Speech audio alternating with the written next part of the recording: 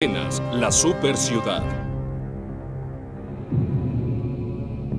En el siglo V a.C., de los centenares de estados que constituyen Grecia antigua, un hombre llevó su ciudad a la grandeza. La ciudad es Atenas, y Pericles no es un rey o príncipe, solo un hombre electo. Su poder vino de la gente y por su singular visión. La historia dice que cuando la madre de Pericles tenía 8 meses de embarazo de él, sabía que iba a tener un extraordinario hijo quien estaba destinado a la grandeza. Soñó que dio a luz a un león y para los antiguos griegos el león era símbolo de liderazgo. Él necesitaba ser líder militar y un buen orador en la asamblea y claramente era ambas cosas. Pericles no solo contribuyó a que Atenas se convirtiera en un poder, él era el principal creador de ese poder. Pericles quería enviar un mensaje al mundo de que Atenas era superior, la capital de un nuevo imperio. Él enviaría este mensaje por sus construcciones. Lo que él intentó es la compañía de construcción más costosa y ambiciosa emprendida en el mundo occidental. Necesitaba fundarla, en lo que algunos verían como un acto de robo, haciendo una incursión en la tesorería griega, el dinero que debería haber sido usado para defender todas las ciudades de los estados en la región, se desviaba a la glorificación de su propia ciudad. Y el trabajo comenzó en el Partenón.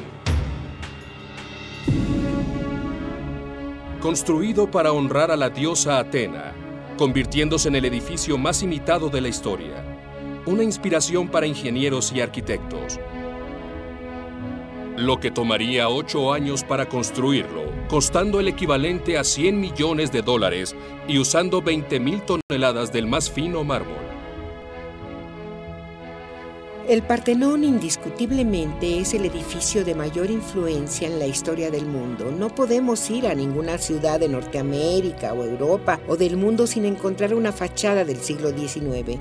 El edificio de un banco y el de la corte, como otros, todos ellos están influenciados por el Partenón. El Partenón es un edificio muy especial por el impacto visual que tiene en uno. Cuando vas es todo tan enorme, mármol sólido, no hay una línea directa, lo que da una luminosidad y un sentido de movimiento. Cuando te paras en la Acrópolis y la ves, pareciera que flotara en tus ojos. La imagen del Partenón es familiar para nosotros, pero 25 siglos de guerra, clima e historia han reducido este edificio a una sombra de lo que fue una vez.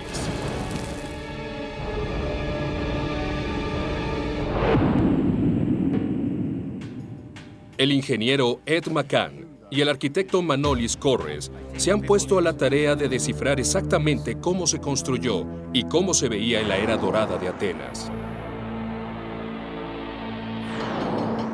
Los hombres de Pericles cortaron mármol para el Partenón de la montaña cerca de Penteli. El equipo que intenta hoy restaurar el templo obtiene su mármol del mismo lugar. Lo que parece laborioso, aún con la ayuda de la tecnología moderna, lo que tomaría meses en el tiempo de Pericles. Primero, el mármol era cincelado a mano de la piedra original. Este era examinado por defectos y así empezaban el hecho de la transportación.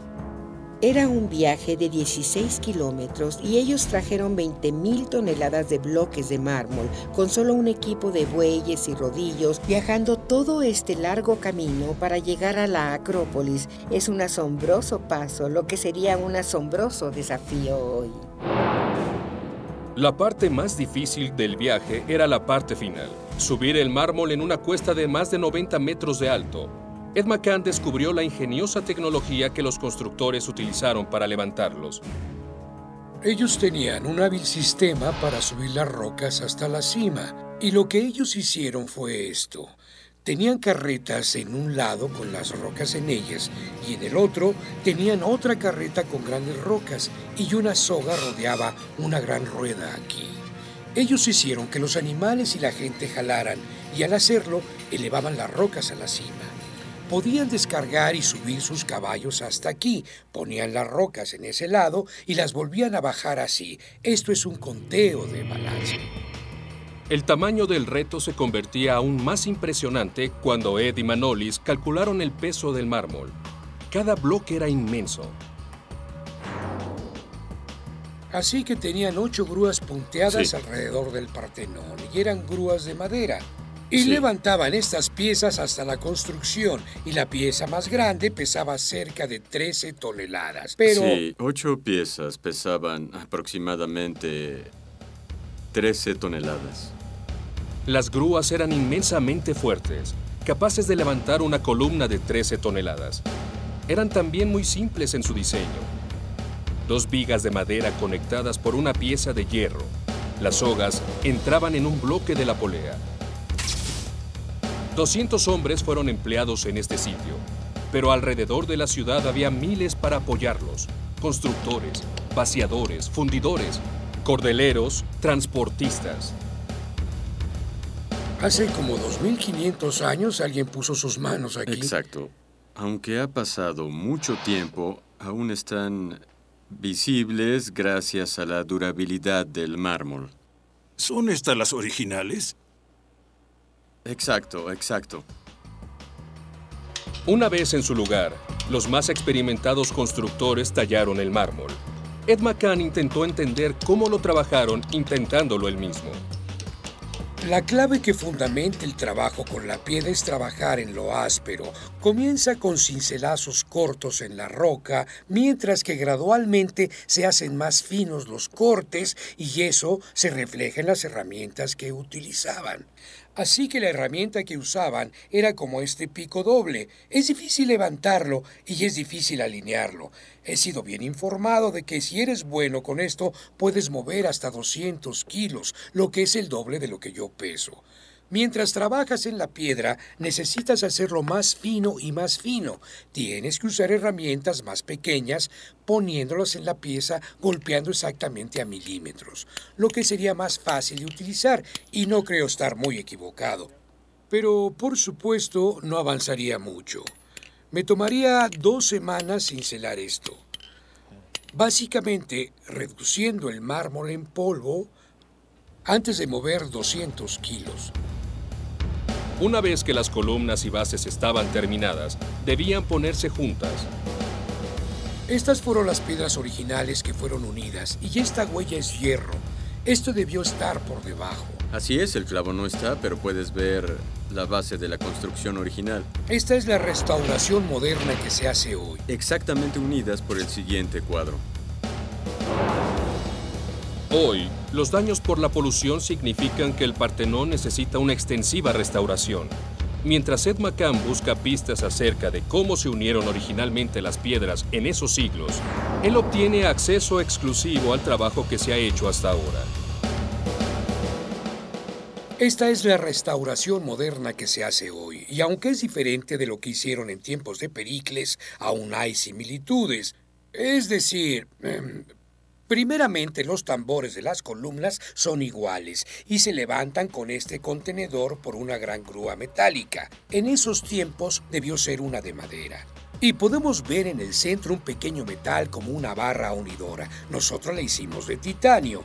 Pero en tiempos de Pericles debió haber sido de madera. Es lo que ayuda a centrar esta parte. Si lo bajas un poco con la grúa, hay un pequeño hoyo en el centro.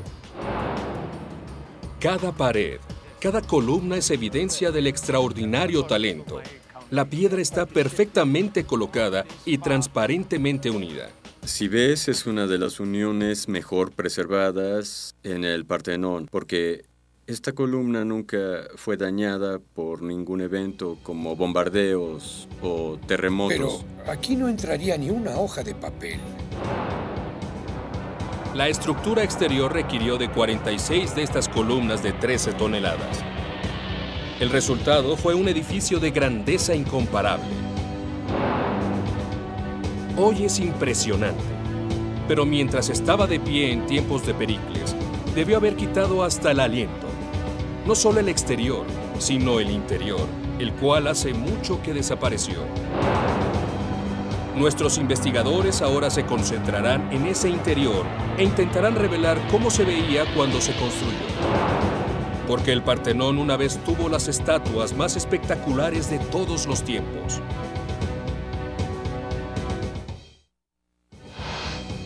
Lo que construyó Pericles en la Acrópolis fue revolucionario para sus tiempos. Era el centro de su programa de reforma, remodelando su ciudad.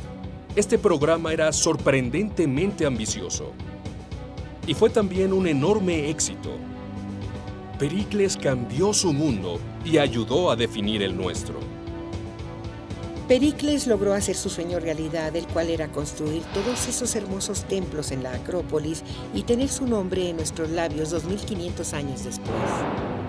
Y resulta que en su vida, estos edificios eran aún más impresionantes y más hermosos. Los escritores antiguos describían el interior del Partenón con respeto.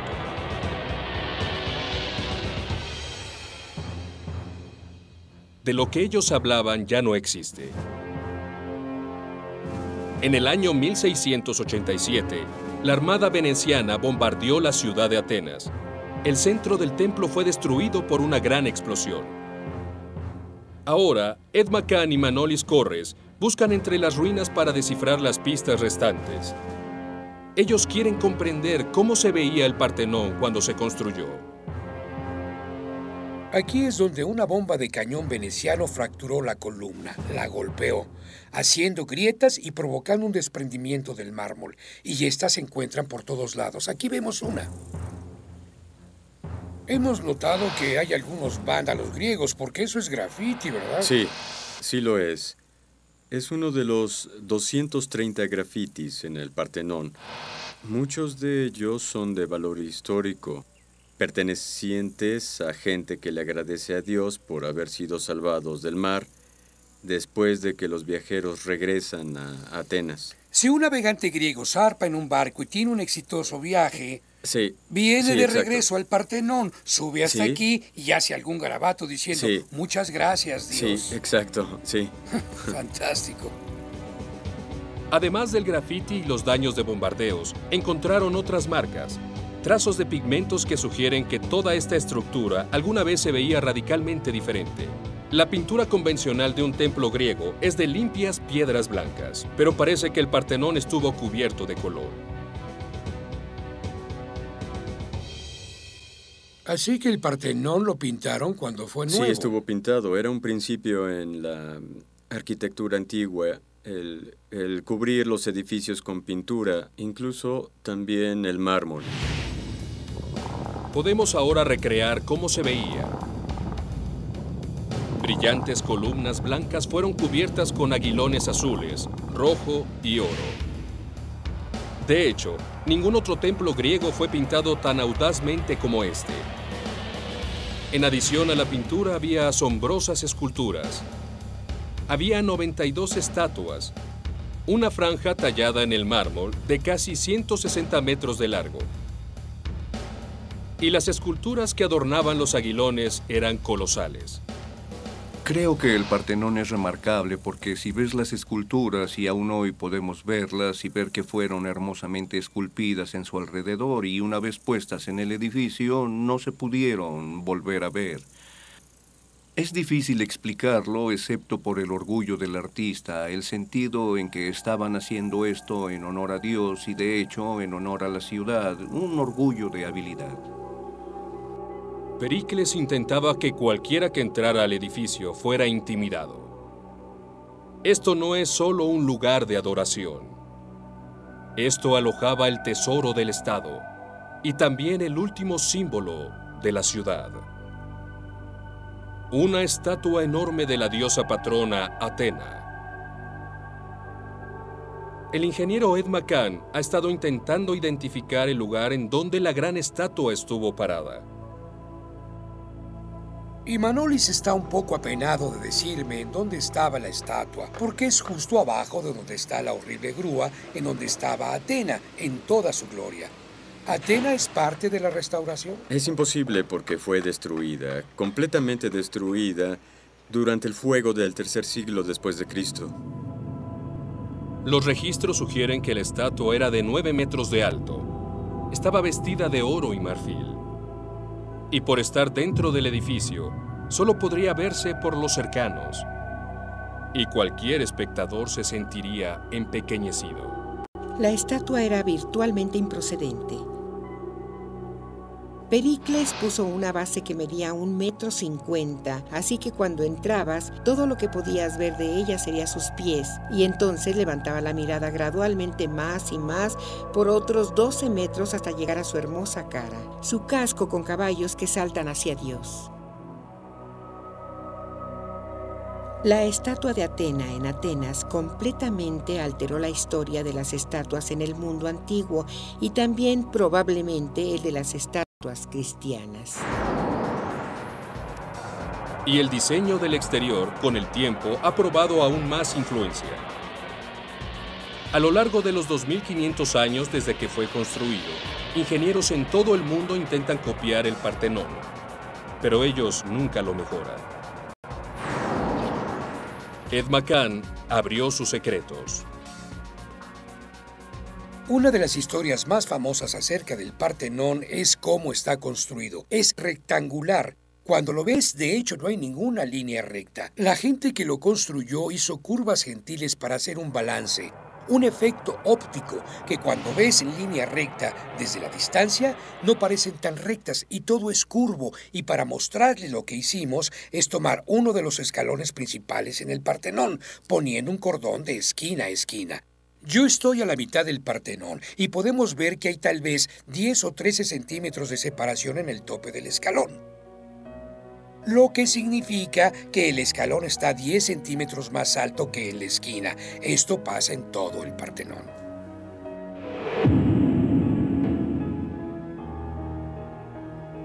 Ahora es posible reunir décadas de investigación, usando las tecnologías modernas de gráficos, reconstruir el Partenón.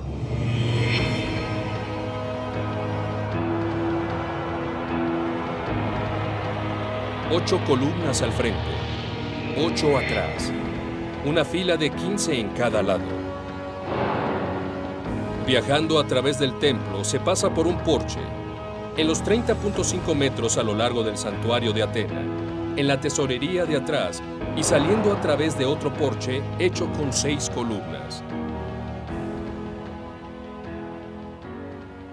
Los romanos consideraban los milagros de la Acrópolis como el modelo para muchos de sus edificios y, por supuesto, esto afectó enormemente el tipo de construcciones que se hicieron durante el Renacimiento europeo. Aún siendo vía Roma, el Partenón influencia siempre la vida de la arquitectura. Este único edificio hubiera sido suficiente para garantizar el lugar de Pericles en la historia. Pero él haría más. Él trajo un cambio radical y fundamental a Atenas. Un nuevo juego de edificios transformaría la ciudad entera y a su gente. Pericles construiría la democracia.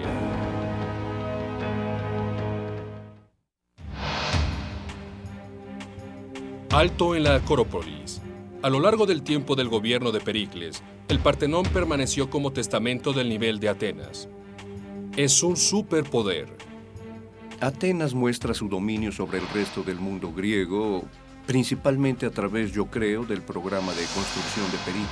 Pero sus planes no eran solo acerca de mostrar su extensión al mundo. Pericles intentaba reformar la vida de los atenienses ordinarios.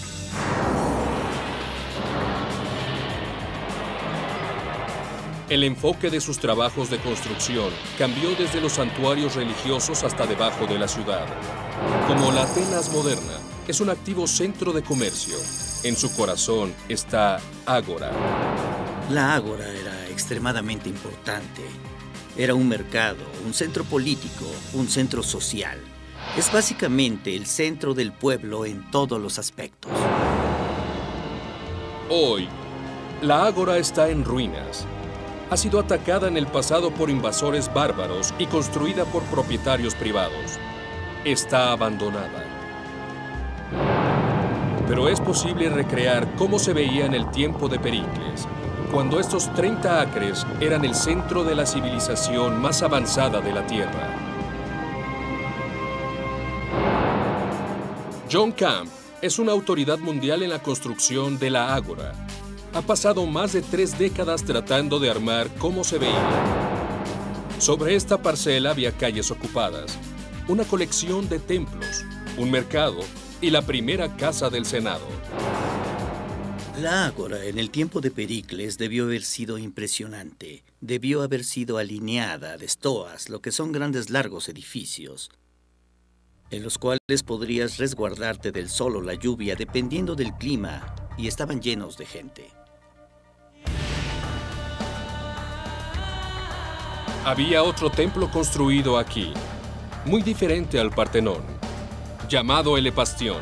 Fue dedicado a los artesanos que hicieron la visión de Pericles realidad. Pero haciendo este gesto, Pericles estaba reconociendo la raíz de su poder, que estaba en el apoyo que recibió de su gente. Es uno de los templos mejor preservados en la antigüedad, así que es algo difícil de ver cómo esto se une. Cuando vienes puedes ver piezas gemelas de ellos que eran puestos por debajo, y con esto podemos ver que el edificio está hecho todo de mármol, no se utilizó mortero.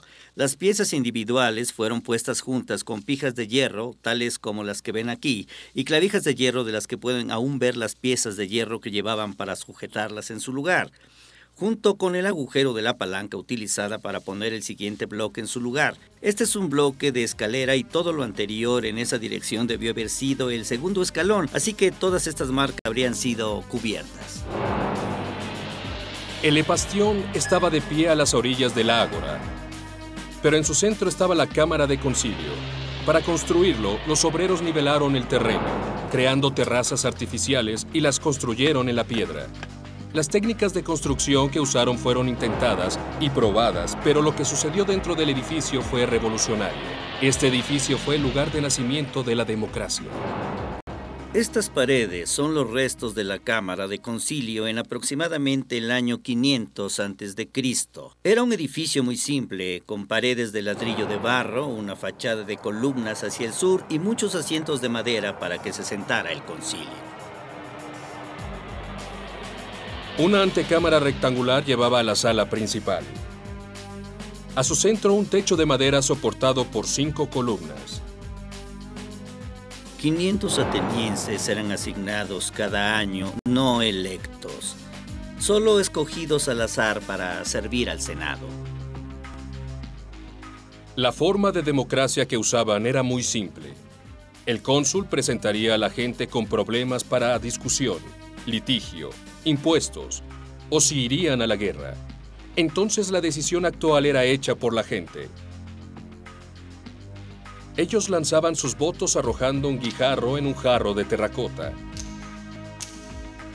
La Cámara del Concilio puede ser comparada con el Senado de Estados Unidos, pero en lugar de permitir que políticos preparados dominaran, se esperaba que en algún momento en su vida cada ciudadano ateniense pudiera servir. La mayoría de las democracias de hoy son democracias representativas. Atenas era una democracia directa. Podemos compararlo como un sistema de trabajo de gobierno parecido a una reunión del pueblo de Nueva Inglaterra, en donde cada quien en el pueblo va a las juntas y las decisiones son por cada uno. Los atenienses de Pericles también desarrollaron una forma de prevenir que cada individuo obtuviera demasiado poder. El ostracismo es algo que ya no utilizamos. Es algo como una elección reversa en donde los atenienses tenían la oportunidad una vez al año de votar para que saliera alguien de la oficina. Y la forma en que lo hacían era escribiendo el nombre del que creyeran ser una amenaza para la democracia en una pieza de alfarería. El mundo griego, por eso, es demócrata. Así que era exiliado por 10 años por los votos de la pequeña cerámica.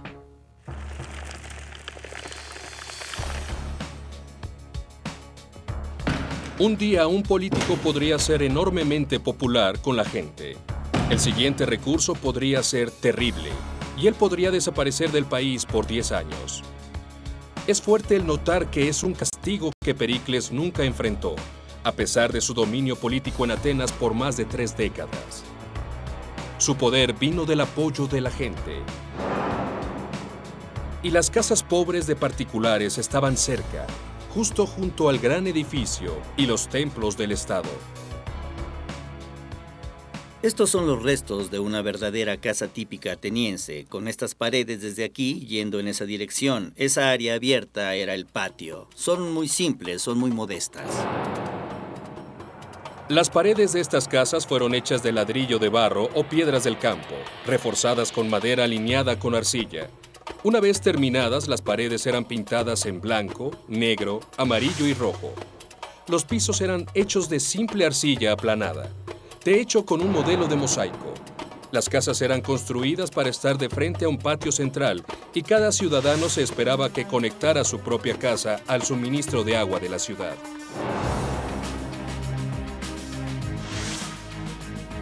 Cientos de años antes de los grandes proyectos de construcción de Roma, los atenienses de Pericles desarrollaron y construyeron un avanzado alcantarillado y sistema de agua. John Camp encontró lo que queda bajo estas ruinas. El agua limpia era esencialmente para la ciudad, y ambos, Pericles y otros estadistas, se involucraron mucho en asegurarse que los atenienses tuvieran suficiente. Aquí vemos un grupo de tuberías que han sido excavadas, muchas de ellas usadas para brindar agua fresca en la ciudad, muchas otras usadas para el agua de drenaje, y literalmente cientos de metros han sido encontrados cruzando la ágora. Algunas secciones eran cortas de 90 a 120 centímetros porque eran hechas en ruedas de artesanos. Alrededor de 5 centímetros de ancho eran hechas con un aro especial en una orilla. Para asegurarse que el agua no se saliera, cuando una tira de pipas había sido puesta, los ingenieros la probaban de fugas poniéndolas en el agua llenas de cenizas. Viajando en las trincheras del ágora, estas cañerías llevaron el agua de los numerosos pozos y riachuelos de la montaña.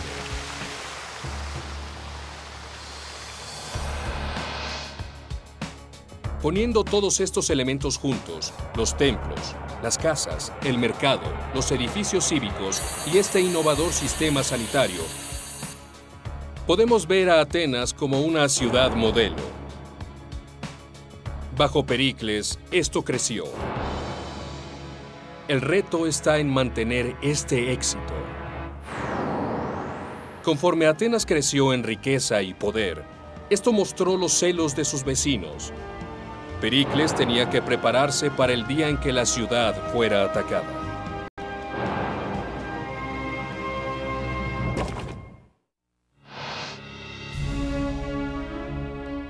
La ciudad de Atenas sufre una transformación. Con su retroceso, Pericles dirigió a su gente por más de 3 décadas. Por más de 30 años, él era reelecto como cabeza de la dirección de generales. Cada año era simplemente electo, nunca falló en tener esa posición. Conforme Atenas emerge, este lado de la autoridad militar de Pericles se convierte más y más vital. Meses de tensión con Esparta, el único rival serio del poder que Atenas tenía en Grecia. Pericles notó que necesitaba preparar a su ciudad para la venida de una posible guerra. La defensa existente de Atenas tenía una gran cantidad de tierra, limitada por un par de largas paredes y 3.2 kilómetros de playas.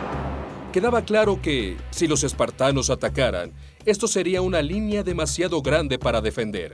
El ejército ateniense estaría muy esparcido y vulnerable. Aunque Atenas estaba a 8 kilómetros tierra adentro, Pericles sabía que el mar sería en donde caería su poder. Grecia es montañosa. Sobre tierra es difícil viajar. La mayoría del comercio de la ciudad sucedía con el estado de una isla del mar Egeo. Así que Pericles enfocó su atención en proteger los caminos al puerto en Pireo. Él construyó una tercera pared, que corría directo al puerto. Esta pared creaba un corredor de defensa. Aunque el corredor es estrecho, significaba que cualquier cosa que pasara, Atenas estaría conectada al mar. Aún para las normas modernas, este sería un proyecto de construcción pública mayor.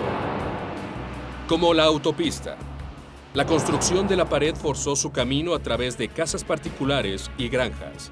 Cruzó ríos, dividió comunidades y separó a la gente de sus tierras. Pero para Pericles, la separación era un precio que tenía que pagarse. Atenas tenía que estar lista para pelear. Hoy, nada queda de la pared de Pericles, pero esta fortificación de Aegostina es muy similar. Esto le da a los investigadores las mejores pistas de qué tan largas se veían las paredes que tuvo Atenas. La pared que ellos construyeron debió ser de piedras pequeñas como estas. Yo imagino de 4 metros o algo así, y abajo ese ladrillo de lodo, por decir algo, de otros 3 o 4 metros. 2 caras de piedras externas eran llenadas con cascajo. Debajo de la fundación estaban las piedras llamadas rodapié.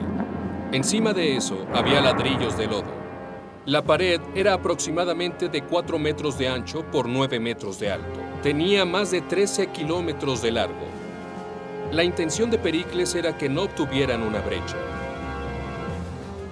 La clave para esas disposiciones en el camino eran tripuladas. El experto de armas Mike Loach ha estado investigando la forma en que Pericles vigilaba esta defensa. Él contaba con una rápida reacción de sus fuerzas y tropas montadas para viajar a todo lo largo. Los atenienses reclutaron a 300 jinetes. Ahora hay un fascinante eslabón directo entre la larga pared de Pericles y la caballería. Este fue el principio de la caballería griega. Las tropas montadas eran una innovación en la guerra de la Grecia antigua.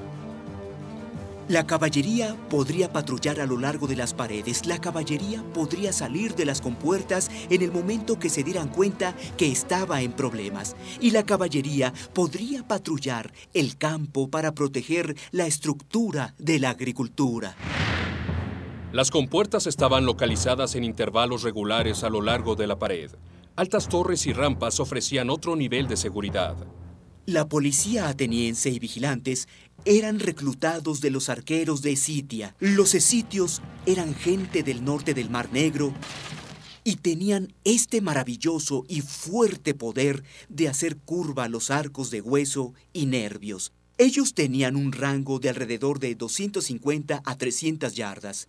Así que cualquiera que trate cualquier clase de trabajo ahí estaría fuera. Estos arqueros van a estar sobre ellos y no tendrían ninguna oportunidad. No eran solo las flechas de lo que los atacantes debían temer. Pericles también puso hombres armados con tiradores de goma a lo largo de la pared. Ellos eran efectivamente los tiradores de sus días. Y el tirador de goma era hecho para dirigirse, así que tenía peso, con una forma aerodinámica como una bala, lo que mataría a un hombre. Y de hecho, esta es una copia de uno que está en el Museo Británico, un tiro de goma original, y dice la palabra Dexa, lo que significa toma esto. Es una maravillosa pieza milenaria del ingenio de los soldados. Simplemente pones la honda en la polea y tiras. Creado antes del desarrollo del sitio de guerra, estas paredes nunca hicieron brecha en tiempos de Pericles. Ningún ejército tenía la habilidad técnica o logística para tirarlas. Esto significa que Pericles pudo seguramente intentar tomar la ventaja. Él pudo llevar su país a la guerra. La guerra comenzó porque había 2 ciudades principales en Grecia, Atenas y Esparta, y ambas ansiaban ser líderes del mundo griego. Fue todo un caso, ya que las 2 peleaban por un lugar, así que la guerra fue algo inevitable. La era dorada de Atenas estaba a punto de su dramático final. Pericles planeó jugarse todo lo que había construido, todo lo que su gente había trabajado en la fuerza de su poderoso ejército. Descubriremos el mundo perdido de la guerra de Grecia.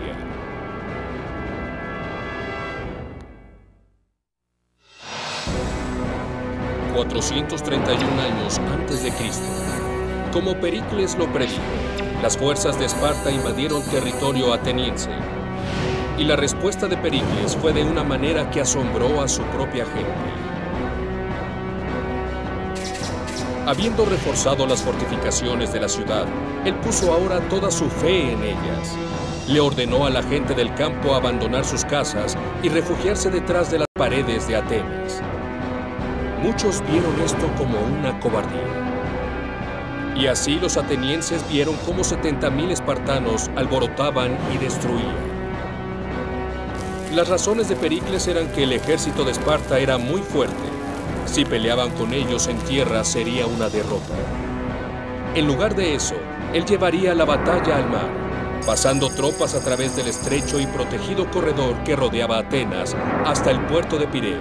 Él atacaría a Esparta usando una flota de bien avanzados buques de guerra mortales, los triremos. Podemos decir que Atenas tenía el mejor ejército mediterráneo en el siglo V a.C. Una razón para esto era que tenía ingresos de un imperio que le permitía pagar a su tripulación, entrenarlos y ser más fuertes que ningún otro ejército. Ningún arqueólogo ha podido encontrar restos de los triremos, pero nuestros investigadores han unido la historia de lo que pudo haber sido un asombroso diseño marino y militar. Los tri, en trireme, se refiere a la pieza innovadora que separaba este barco. 3 bancos de remos, uno sobre el otro, dándole masivo poder. Los primeros buques de guerra de remo tenían remeros a 2 niveles. Al añadir un tercer nivel de remos, tienes otra mitad más de poder entre la misma distancia, haciendo esto al barco más rápido y más maniobrable. Desde los antiguos dibujos de los triremos, la intención de los diseñadores es clara. Ellos querían usar un poder extra para un efecto brutal. Boris Rankov cree que el frente de cada barco era reforzado para hacer una rampa.